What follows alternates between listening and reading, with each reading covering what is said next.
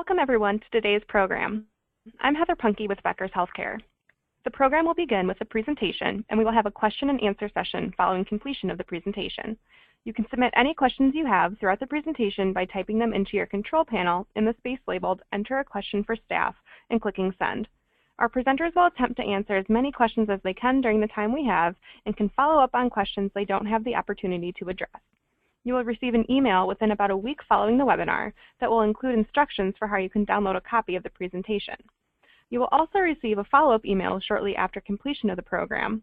You can submit your feedback or any additional questions at that time, but that email will not include the presentation. It is now my pleasure to introduce today's presenters. Dr. Michael Hicks joined EmCare in 2009 as CEO of EmCare Anesthesia Services.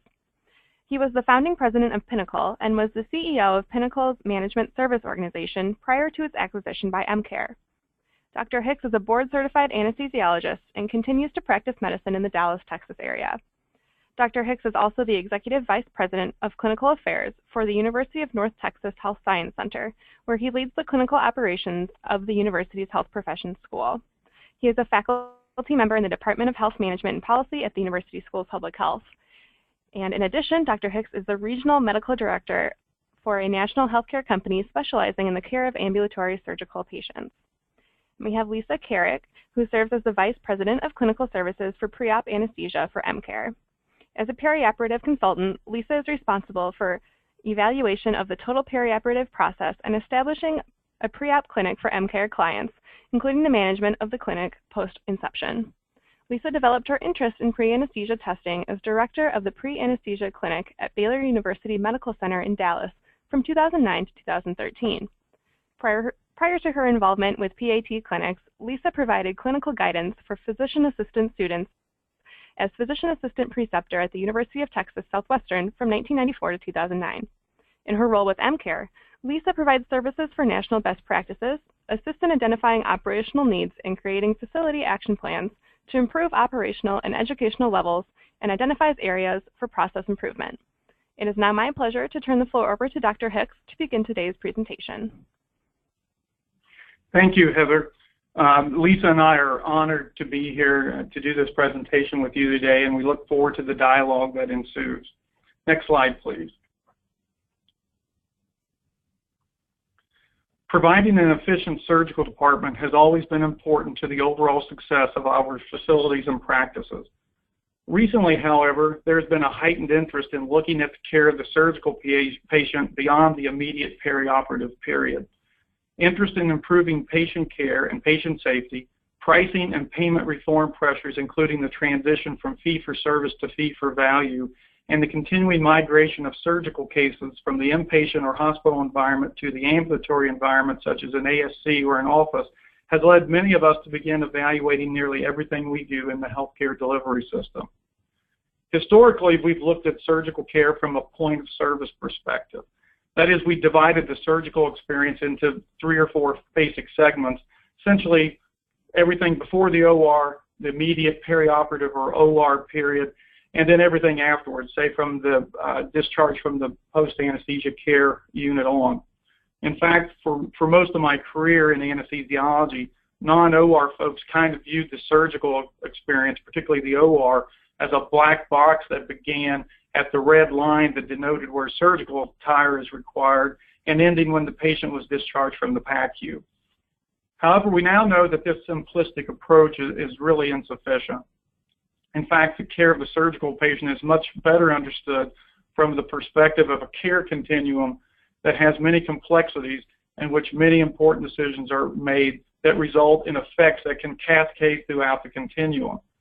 Decisions made early on, even at the time the decision is made by the patient and the surgeon to have a procedure, can have far-reaching effects that extend well into the recovery phase from the surgery and even beyond.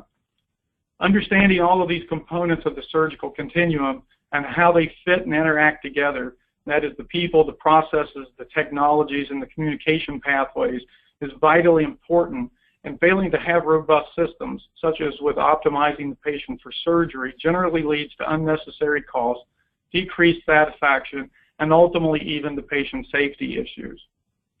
During this presentation, Lisa and I are going to review some basic strategies that we have developed over the years that you can use to assess your current state and overcome the common obstacles that will hopefully help you formulate a successful approach for your facility or practice in terms of care of the surgical patient. Next slide, please.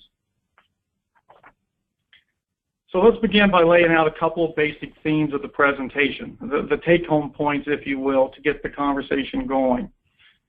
So think about how we typically provide surgical care today and the steps in the process from beginning to end. If your case is typical, it looks something like this. A referral is made to a surgeon. It can be either a self-referral by the patient or a referral from a primary care clinician. The surgeon and the patient meet. A decision is made for the patient to have a surgical procedure. The surgeon's office then schedules the procedure.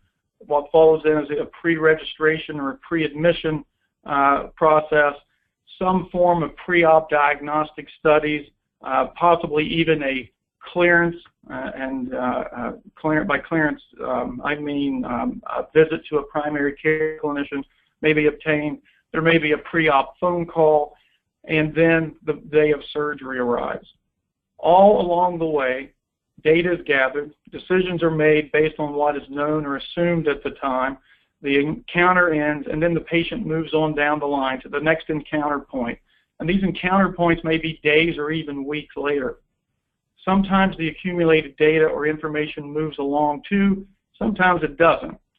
Ideally, this accumulated data is aggregated and collated and distributed to those who need it so that decisions can be made in a timely fashion. Interestingly, in most cases, many decisions are made on behalf of others further down the line, such as what labs are needed by the anesthesia team, and these decisions are frequently made based on habit or general assumptions about what's going to be needed for the patient's care. This can be something relatively common, such as an assumption around the anesthetic technique that's going to be used, and if that's the case, in many cases, that decision, the ramifications of that decision can be modified right up to the time of surgery. But more dramatically, and not infrequently, some of these decisions, for example, what type of facility is actually the best place for a patient to receive care, that decision can't be reasonably modified on the day of surgery. Many times it all works out well, but the main point is that the typical process remains largely sequential, it's very reactive, and it's heavily siloed. When distilled down to its essence, the entire process looks all the world to patients, families, and outside observers as if the patients are being processed in a manner that unfortunately appears to be much more like a disjointed assembly line process rather than the desired coordinated, smoothly flowing, anticipatory, team-based model that is really needed now and in the future. Now, there are many reasons for why we have what we have today that are beyond the scope of this presentation, but they include things like current payment incentives, cost constraints, the traditional education and training methods that physicians and physician assistants and nurses have, and sometimes, quite frankly, it's just a matter of habit. We'll expand a little bit on this later as we discuss the use of change management techniques that you may need to use as you move forward. Despite these things, however, there are new forces at work, and probably the best example for the purposes of this conversation is a program like the Bundled Payments for Care Improvement or the BPCI programs that are great motivators for change. So what then are the ramifications of all of this? First, in Lisa's and my experience, there's a tremendous amount of variation in how patients are prepared for surgery. And this is true even in facilities that have existing processes in place ostensibly to address this issue. For example, let me pose a few rhetorical questions for you. Do you have or keep a list of surgeons and anesthesiologists' preferences for how the patient should be prepared for surgery? Different labs, images, consents, pre-op drug preferences, even differing NPO times, and on and on. If you have this situation, do you think that each of the clinicians believes that their way is unequivocally the best way? Now, simply let the process play out. Let me give you an example. A patient shows up for surgery, but anesthesiologist A uses different criteria than anesthesiologist B in terms of lab requirements. A case delay likely results from this, just to use one example. How unusual is that in your facility? Obviously, I can't see your reactions, but I suspect that this hits closer to home than many of you or I would like to admit. There are several reasons for this, but most importantly, there are ways to address the causes by evaluating each of them through the lens of basic process improvement and being attentive to your existing processes, technologies, workflows, and most importantly, and Lisa will emphasize this point much more later on, to the people who are in the trenches doing the work. Lisa will walk you through some of the people, some of which you can I suspect list right now, but some other folks like primary care docs and clinicians that you might not think would have a great deal of interest in what goes on in the pre-op clinic. Let me assure you from our experience across the United States, they are very interested for a number of reasons. Regardless of the reasons, however, in the aggregate, all of this results in problems with which we are all familiar, and that is the whole process is a poorly coordinated series of interventions that lead to inefficiencies, added cost, patient safety issues, and ultimately results in dissatisfaction for everyone. Next slide, please.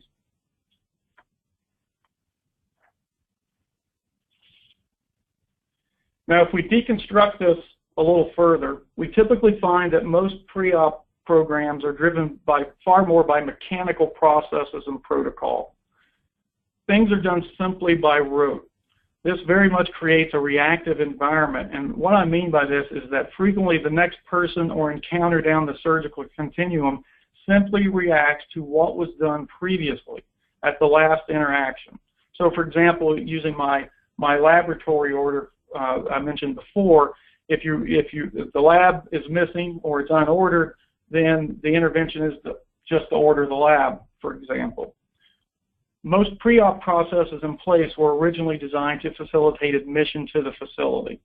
In other words, processes were developed to ensure that the patient is ready from a billing and legal perspective, and then over time, clinical needs of the anesthesiologist and the nursing staff were kind of bolted on to this admission process. Instead of functioning from a comprehensive clinical perspective designed to create the ideal surgical experience for each patient, the prevailing process is more along the lines of, while I get the admission paperwork done, let's see if there's some labs we might draw. This made sense when you think about it in the past, because up until about 20 or 30 years ago, very few patients had surgical procedures without being admitted to a hospital. And so the historical admission process itself, coming usually the day before the procedure, and then the ensuing post-operative hospitalization following the procedure, provided us all some latitude for suboptimal pre-admission preparation. In other words, we had some time to make up for any deficiencies in what we were doing. However, as you know, over the last 15 years, surgical cases are increasingly fleeing the hospital ORs, and even cases that only a few years ago would not be considered ambulatory, and probably the burning example of this at the moment is total joint replacements. These cases are increasingly being performed almost routinely on an outpatient basis. Whereas true preoperative preparation was nice in years past, it's increasingly a requirement for facilities and practices that engage in pre-op prep optimization if we hope to remain competitive and offer the highest value of care. We're now learning that suboptimal pre-op care can lead to suboptimal perioperative or OR care, but even in the ultimate outcome for patients. Typically then, the pre-op process is siloed, sequential, reactive, largely relegated to a screening function. In many cases, the functional result of this is that no one person or group, not even the surgeons or their office staffs, truly own the entirety of the surgical care process. We think this is, Lisa and I that is, we think this is a primary driver of the reactive nature that we typically see. One big reason for this, and likely an obstacle or resistance that you're going to have to overcome, is our anchoring to historical roles and practices. While I have many examples of being an anesthesiologist, let me continue to pick on my fellow anesthesia practitioners for a minute. Many anesthesia practices are reticent to embrace a more comprehensive role for the surgical patient, especially when it gets too far away from the time and place of the procedure or from the four walls of the operating room where we're the most comfortable. There are many reasons for this, including challenges in receiving compensation for the work that's performed, lack of the appropriate education or training, a belief that someone else's job, or maybe even just a reluctance to change the historical role of an anesthesia clinician. For whatever reason, however, there is reluctance, and that is likely to be one of the big issues you're going to have to address, and that's where change management techniques come in. You can make a similar argument about the other participants in the care as well. Surgeons have a worldview, nursing staff has a worldview about what the role is, and as those of you who study behavioral economics know, once you're anchored to something in the past, it's very difficult sometimes to break that. Next slide, please.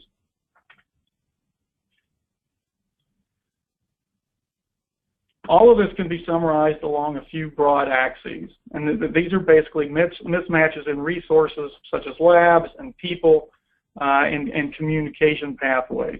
And as we continue the discussion, we're going to focus in on these areas in much more detail. Next slide.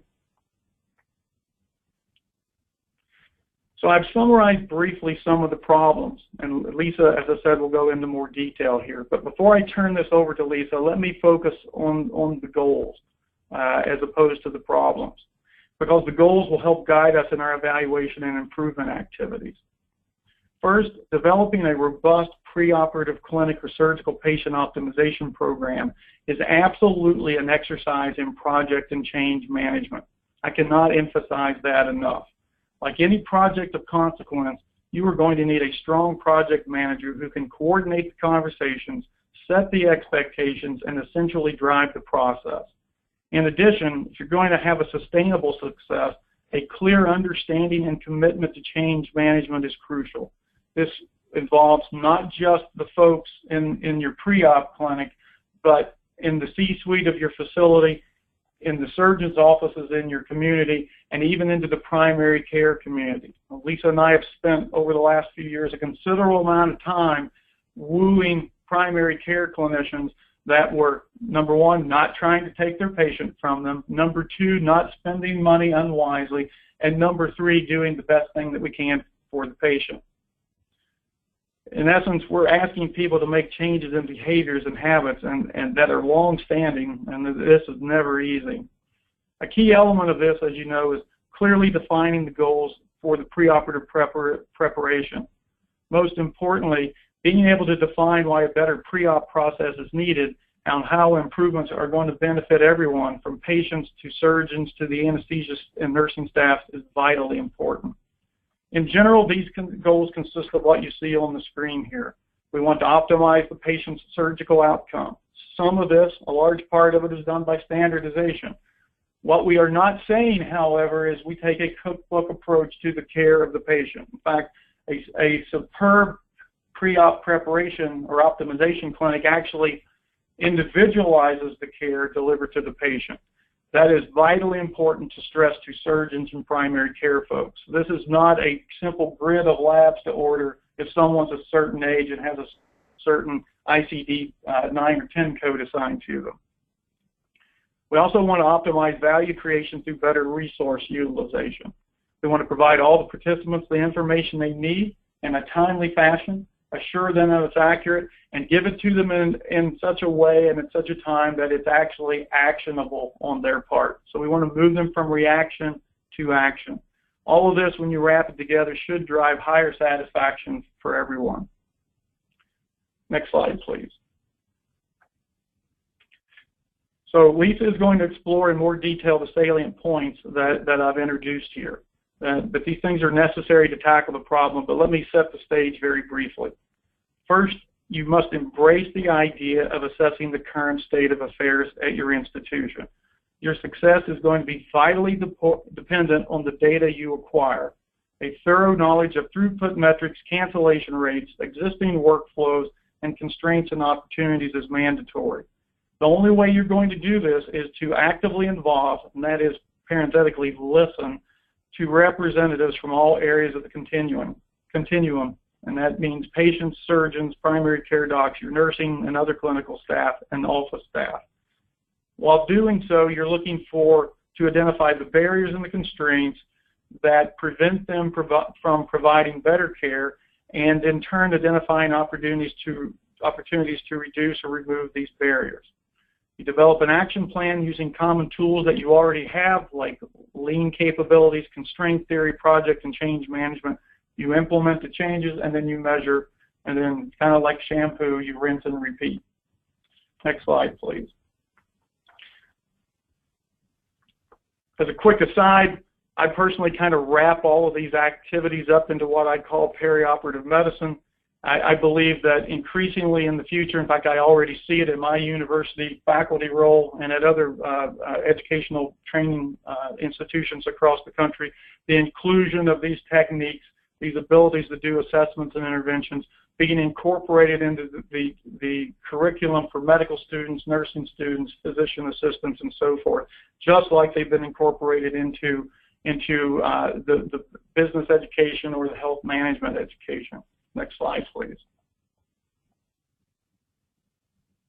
And this slide represents just a few examples of what I think the field of perioperative medicine and perioperative nursing is going to look like.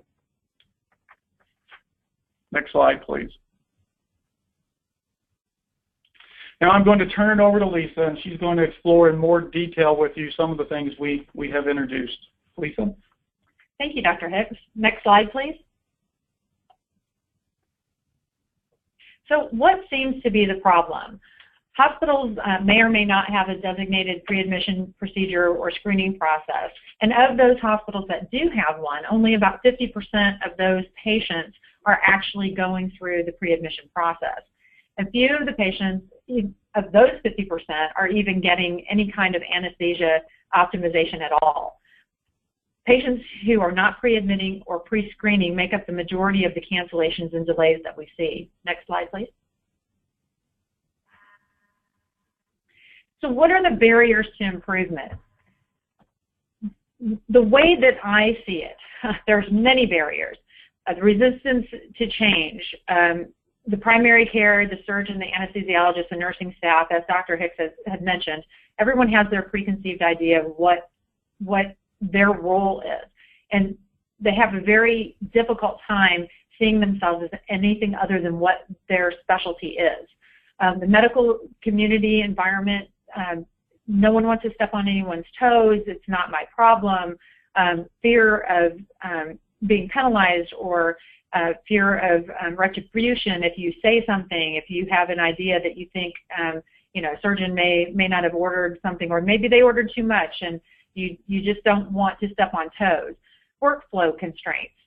We don't have the tools that we need to really move the patient along or assess the patient. Poor design of measurement techniques. So how do we even know what our cancellation rate is? How are we measuring that? Do we have any kind of dashboard in place? Is there any kind of IT support for that? And then processes are generally very manual. Lots of paper shuffling and collecting and moving to the next silo. And a lot of things get lost that way. So many manual processes in place. Next slide, please. Can I have that? Thank you. Technology. We don't have a good EMR system like I mentioned before. There's no good measurement for, no good dashboards in place. We just don't have IT support. Educational deficiencies. We don't have the most up-to-date information on how to optimize patients. Our nursing staff isn't trained, or we have turnover in our nursing staff, or just our staff in general, and things are not communicated along the line of whose job is what and what needs to be done. Lack of common definition. So what I may call a PAT clinic, when I refer to PAT, I refer to it as a pre-anesthesia testing clinic. You may call it a pre-admission testing clinic. So just our lack of communication in our definitions and guidelines. There's a lot of turnover in employees, not only in the nursing staff, but also in the OR. And more and more, as we are in more and more mobile society, our surgeons come and go, our anesthesiologists come and go. And then lack of administrative support. Our C-suites, they want to see the bottom line. They want to know how many patients are we doing surgeries on, or how many surgeries are we doing a year, how we can increase this, and they don't really think about that maybe we need to go back to the patient and should we even be doing surgery on some of these patients. Next slide, please. So how do I get there? What do I need to do to evaluate the process? First, I want you to know that you have got to look at every single piece of the pie.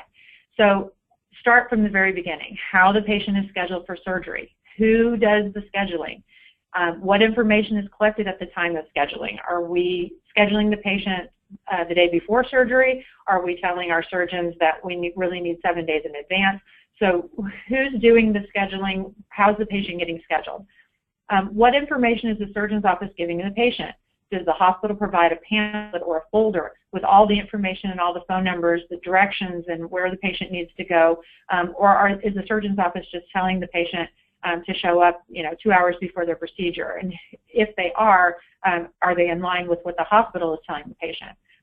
The whole pre-registration process. When is the patient getting pre-registered, or are they getting pre-registered for surgery? When are we collecting the benefits information, and when is it being verified? Who's notifying the patients of what their copay might be, and who's collecting that copay? Are we doing that over the phone? Are we doing that in person the day of surgery? And also, if we're doing it the day of surgery, we're waiting until then to verify benefits. How many cancellations are we incurring because we just simply don't even take their insurance, or the patient can't pay? Their copay may be very high. Who's arranging for a payment plan? The nurse interview. Who's collecting the clinical information on this patient? Are we doing that prior to the patient coming into the hospital? Is that being done over the phone? Is it being done the day of surgery? And then how far out are you in your throughput?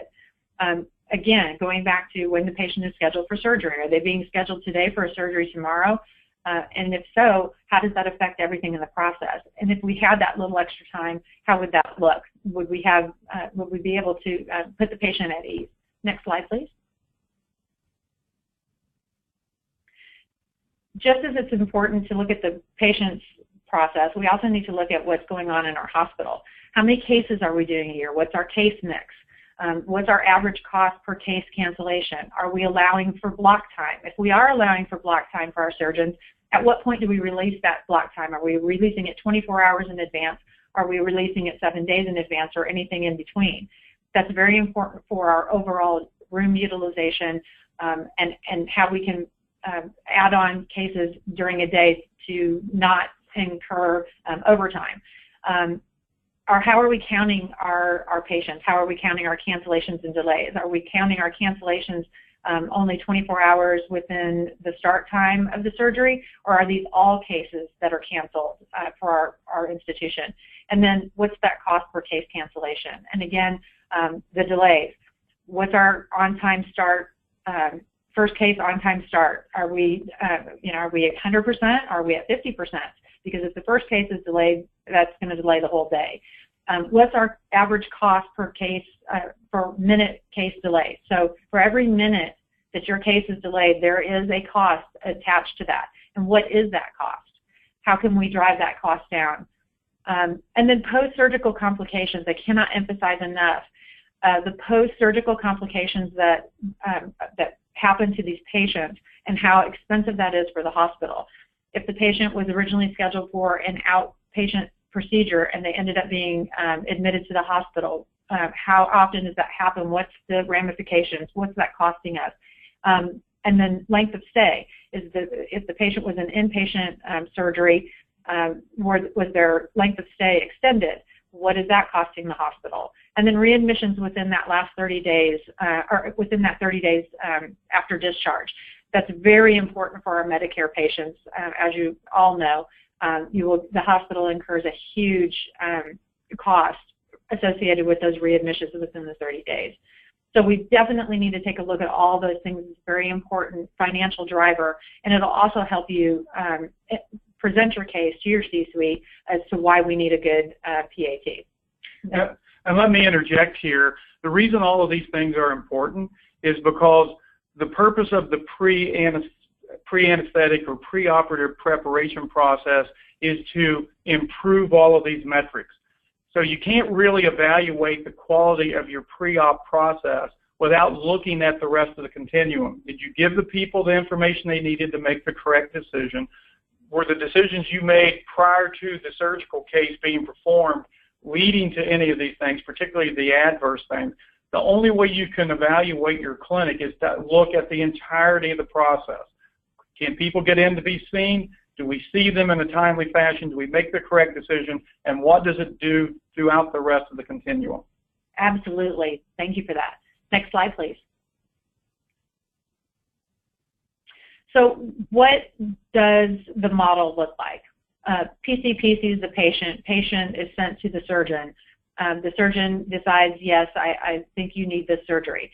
At that point, we really need to have a good pre-admit screening software in place to include a patient scheduler. And what I mean by this is taking it out of the hands of a person to decide what the ASA level on this patient is. A very good screening tool where the surgery scheduler in the office can type in some information, and immediately it will tell that scheduler whether that patient is an ASA 1 or 2. It wouldn't actually say ASA 1 or 2, but it would let them know if they needed to go into the clinic to be seen, a PAT clinic to be seen, or if they could be a phone pre-admission instead. And if they're an ASA 3 or greater, that would indicate that the patient needs to come in, have an interview by a nurse, and then possibly also see a clinician at that time. At that time, if the patient comes into the clinic and they're seen by the nursing staff and decided that we need to do some more further testing on the patient, where is that information housed? A good PAT EMR where we can gather all that information that's available to every clinician down the line. So whether it be a nurse or the PCP that may want to go in and take a look at it, the surgeon that may want to, the anesthesiologist that definitely needs to take a look at it, at all that information being housed in one area.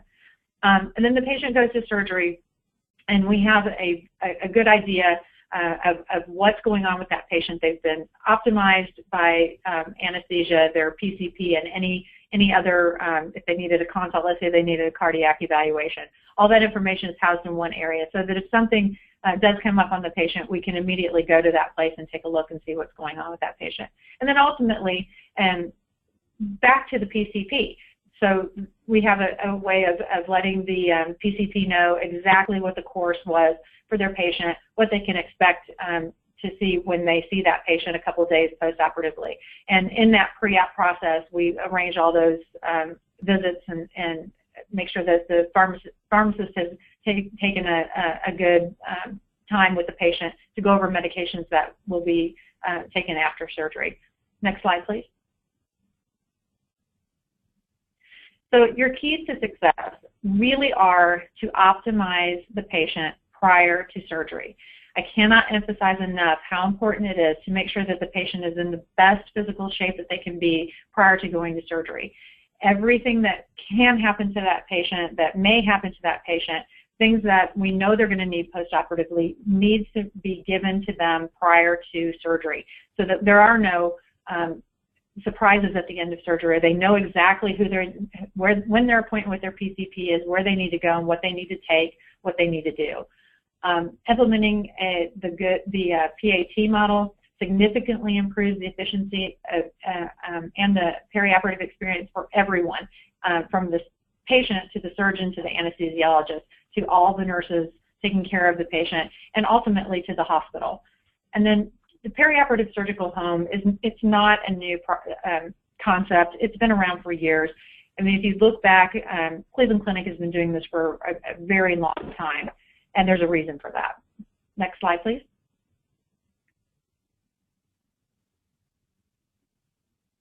So who do you need to get on your side? How do you get this started? The very most important person in all of this is going to be your clinical director. So one person to be a point person, take charge of your project, and arrange all these get all these people on your team. You definitely need a surgeon champion. You need one surgeon. Typically what I would suggest is that your biggest offender, and it's usually, I don't mean to step on anyone's toes here, but it's usually an orthopedic surgeon. They tend to want to hang on to their patients. But if you can get that one surgeon who has the biggest case cancellations or delays or just makes your life miserable, if you can get that person on your side to be your surgeon champion, to really take a look at this and convince them that this is the right thing to do, everyone else will follow suit. And I can tell you I have done this all over the country, and that's absolutely the truth. Definitely all the other players here, very important. Your next biggest obstacle is going to be your C-suite. So do your homework, get your numbers, and along with your team that you put together, have a good plan going in and talking to your C-suite, because sometimes you will need additional resources, and they need to know that this is going to pay off for them. Next slide, please.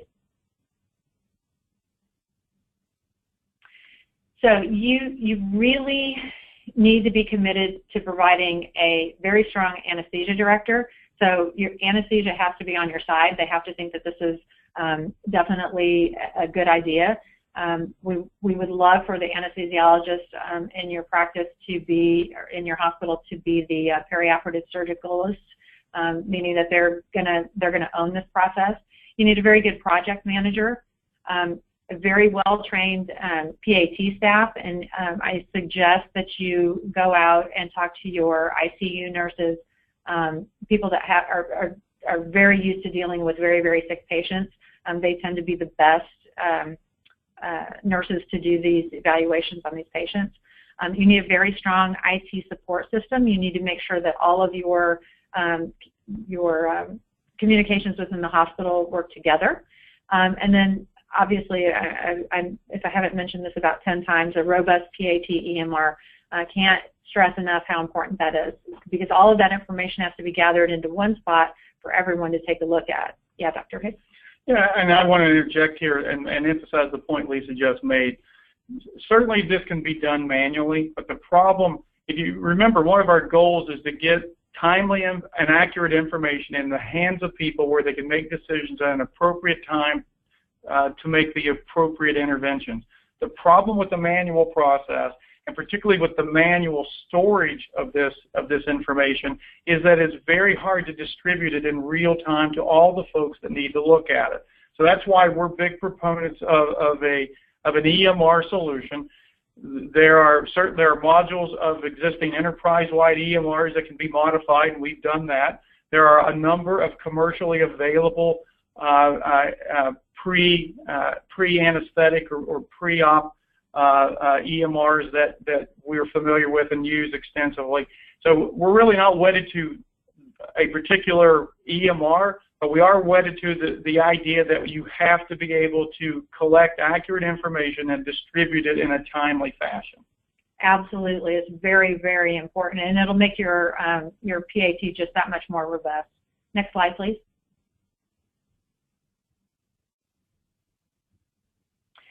So when it's done right, it definitely, the PAT clinic will improve your performance and your revenue. Your delays and cancellations will decrease, if not go away, almost 100%. Your surgeons, anesthesiologists, your hospitalists, your PCPs, and patients will be very, very happy. It makes their life so much easier. Overall reduction in expenses, not only to the patient, but also to the hospital. And then if you put together some good dashboards, your quality analytics and best practices reporting will be so much easier. And you can get a lot of information out of a good EMR and dashboard system. Next slide, please.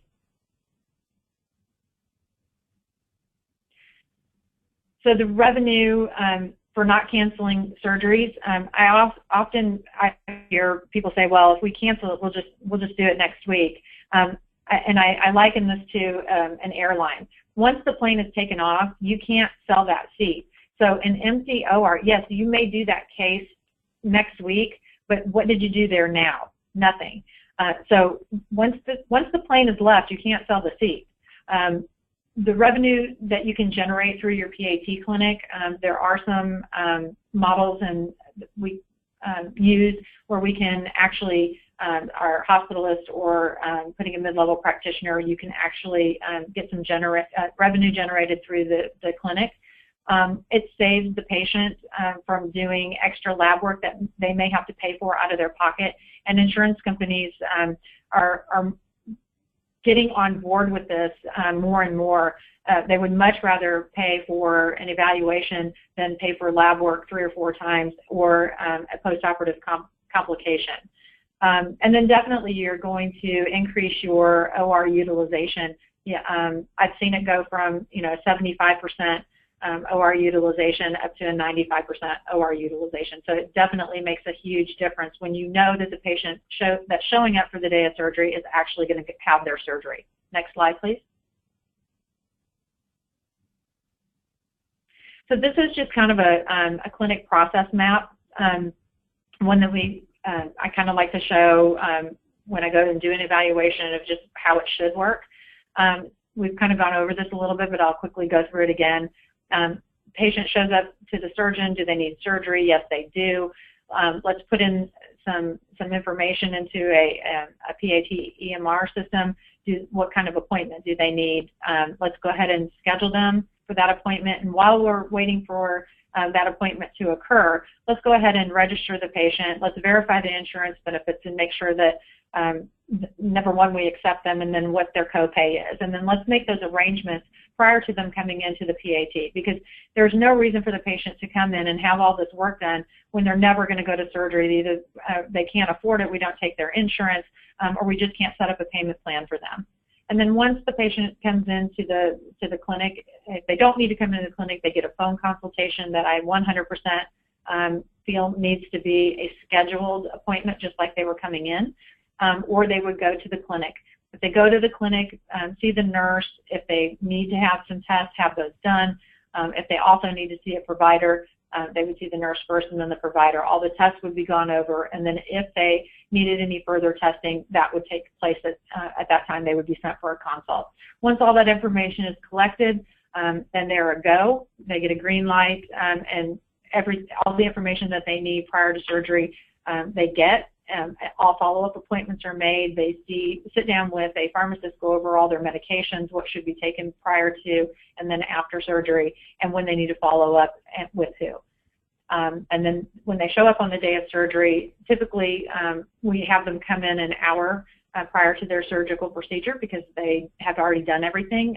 They get what we call a fast pass, so they'll have their little fast pass and they'll come in and get their IV and wait for their surgery. That's kind of how that process flows, and it works pretty good. And I'd like to make the point here that after you've done your assessment of your current state, you should generate a process map for what your world really looks like today. What Lisa just presented is a kind of a stylized form of the ideal following intervention. But you should have a before and after here, because you don't really understand your system and your processes unless you can map out. And in most cases, in our experience, the map is not nearly this well organized. Lots of decision points, lots of dead ends that don't make sense. And so your before and after, you should have a process map before. You definitely want to have a process map after, and the after process map is going to drive your implementation strategy. Next slide, please. So we have a facility that we did a little case study on. And this was, they looked at this information over all the way up until 30 days post-operative. So there was 106,000 patients. 37,000 of those patients were admitted from the emergency department. So we took those patients out. Of the 69,000 that were left, 33,000 were before the software went live, and 34,000 were after the software go live. And what they saw from this was a huge decrease in the number of comorbidities over the study period. Next slide, please. There were, out of the 34,000 patients that were reviewed, 30-day post-op follow-up, 18% reduction in patient death, a 15% reduction in MIs, and a 12% reduction in blood transfusions. There were three cancellations in that time frame, and of those three, they were seen a month or so before their OR time, or I think all three of them actually, were seen a month before their actual OR visit. And then the median time for the days that the patients were seen at the PAT clinic was 4 days prior to their surgery date. Next slide, please. So they also saw some post-implementation results, and the dictation costs, because they were using a very robust PAT EMR, they saved about $60,000 a year on that. There was no statistical difference in the patients that were admitted through the ED, which you could imagine. Next slide, please. So the best ways to predict the future is to create it, and thank you very much for your attentiveness, and we'll take some questions. Great. Thank you to Lisa and Dr. Hicks for that informative and enjoyable presentation. As she mentioned, we will now begin the Q&A portion of the program. As a reminder to the audience, you can submit any questions you have by typing them into your control panel in the space labeled Enter a Question for Staff and clicking Send. Our presenters will attempt to answer as many questions as they can during the time we have left, and we'll follow up on questions they don't have the opportunity to address. To start, I have a question that maybe Lisa could tackle first. How long does it take before the PAT clinic is operating at its peak efficiency? So first, you really need to do a good assessment of what you have so that you know where you started from. So typically from the time that we start the assessment until we're really satisfied with what we have, it takes about 3 years. And I know that everybody's going, but it really does take about 3 years. There's so many things that have to happen during this process, and people that you have to really convince to be on your side, and policies that need to be changed. And depending on the size of your institution, there's committees on committees. So in my experience, it's been about, it takes about three years. Well, and that's to get to the final state. Yeah. I mean, you implementing even just some minor changes in your process, in your workflow, will generate some fairly immediate or intermediate results for you. But to get to where you need to be, think about whose behavior you have to change. And I'll give you probably our worst case or best case example, and that is Lisa and I had to spend a considerable amount of time in one city in front of the primary care community because while the surgeons were on board with the whole thing, the primary care physicians were absolutely worried that we were trying to hijack their patients. They were worried that we were trying to cut into the revenue stream. They were worried that we were going to make changes in their treatment plans. For example, there was a fear that we were going to change antihypertensive medications and things of that nature. That is not the intent, obviously. What we want is an optimal patient. How we get the optimal patient is really of lesser concern to us. And just to close the loop on that particular anecdotal story, we ended up working very closely with the primary care community and got them into the pre-op process itself.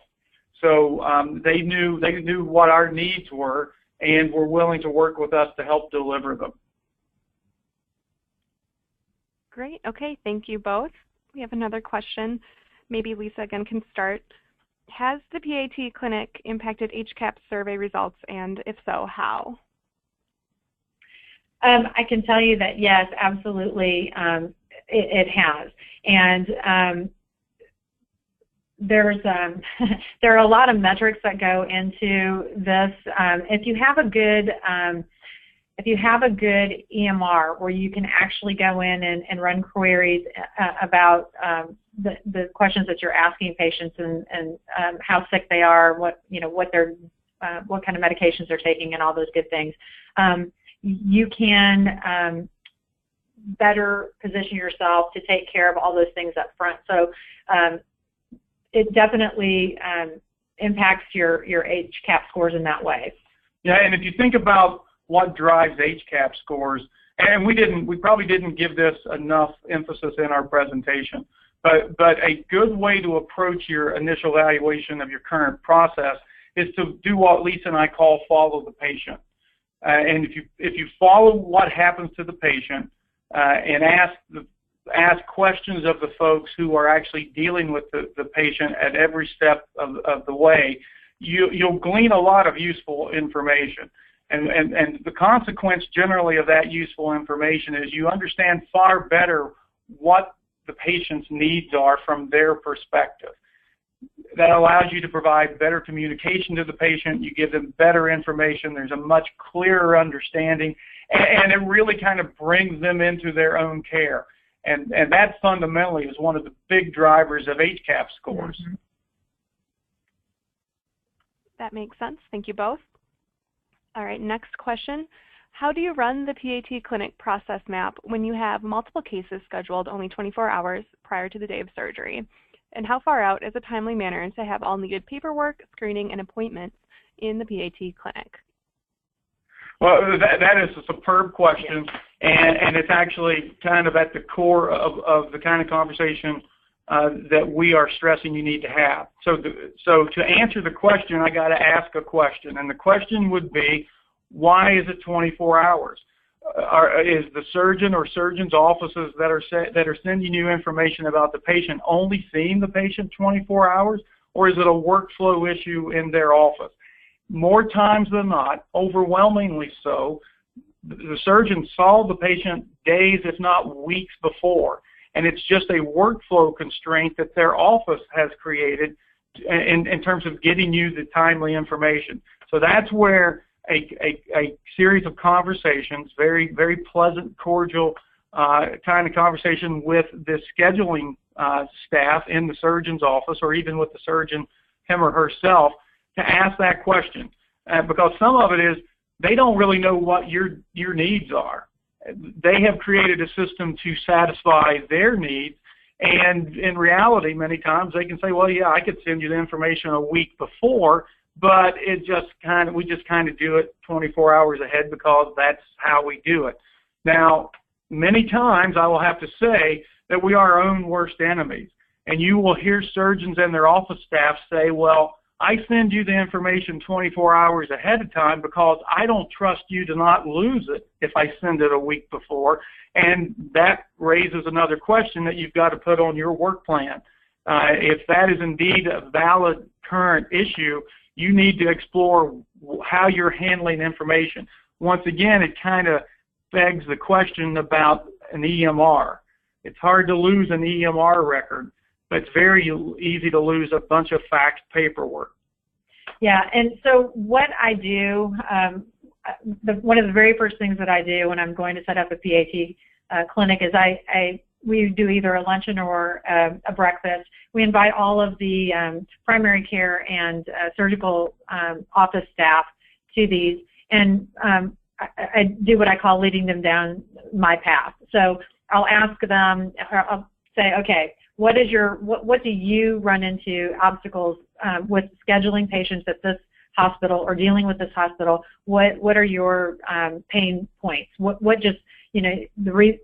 things could we do better?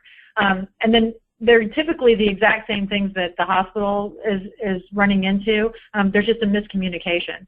So we'll get everybody on the same page, because if it comes from them, the people that we're trying to get the information from, if the ideas come from them, then they're going to do it. If we're shoving it down their throat saying we have to have this stuff, I need to have the H&P, 2 weeks in advance or whatever, they're very unlikely to do it. So it's really partnering with everyone, from the PCPs to the surgeon's office, and the people who are scheduling those things. And then the other thing about it is, like I talked about the surgeon champion and having the repeat offender, go to that surgeon and say, I know that you see all your patients on Monday and then you do surgery on them on Tuesday. And but for my purposes, because we have all these complications and we have a lot of cancellations with you, what if you saw the patients on Monday, but you put them on for next Tuesday? Yes, 1 week you're going to have a light OR schedule, but wouldn't it be nice to know that every patient that you are going to do next Tuesday, you are actually going to do next Tuesday? You would be able to plan your day so much better. So it's really just, it's a change of mindset that you really have to get these people on your side and everybody on the same page, that we all are trying to do the best thing for the patient. All right, great. Thank you both for that informative answer. The next question I have here, can you estimate manpower and physical plant needs based upon the number of patients seen? How many telephone callers, how many nurses evaluating the patients and following up with consultants, how many hours of physician service? And I say feel free to use 10,000 patients as an example.